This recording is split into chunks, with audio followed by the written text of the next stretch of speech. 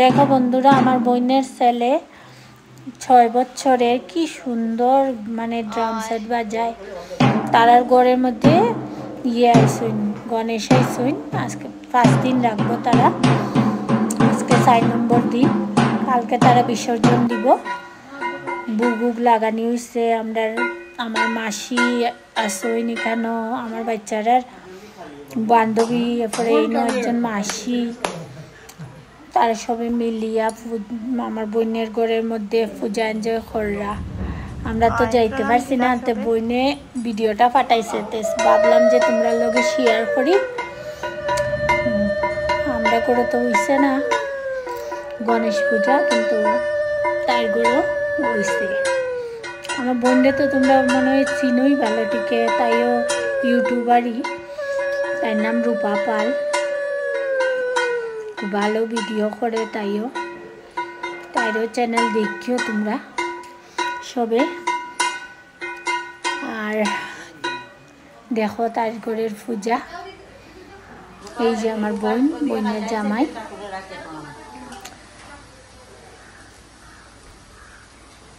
এই যে তারা 2-3 জন আমার বোনের বাচ্চারা, 2 ছেলে,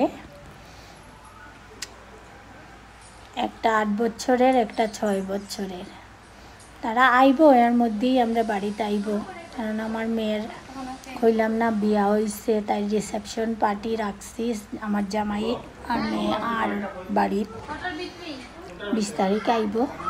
প্রথম তার ঘরেই আইব, কারণ তাই ব্যাঙ্গালোর থাকে, ওইখানে প্রথম আইয়া নামবো। তার ফ্লাইটটা তো ব্যাঙ্গালোরেই নামবো, তারপরে এখানে থাকবো, থাকিয়া 20 তারিখ আইব। 14 তারিখ তারা আইয়া পৌঁছে। তারপরে তারা আইব 20 তারিখ, বোন আইব 27 তারিখ, তারা সব আইব। তারপরে তো আমরা এখানেও একটা ফাংশন হইব, এটাও তোমরা লোকে শেয়ার করবো। আজকে দেখো বোনের ঘরের পূজা তোমরা সবে।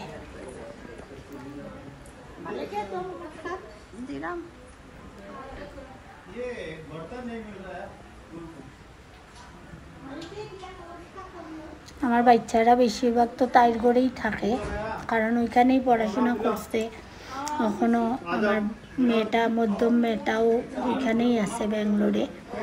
একলা সারি না, কারণ আজকালকের তো যা জমানা, যে বাচ্চারা একলা ছাড়তাম যে ভয় লাগে, আর বোনেও চায় না তারা একলা থাকতো, তারা বোনের লগেই থাকে সব।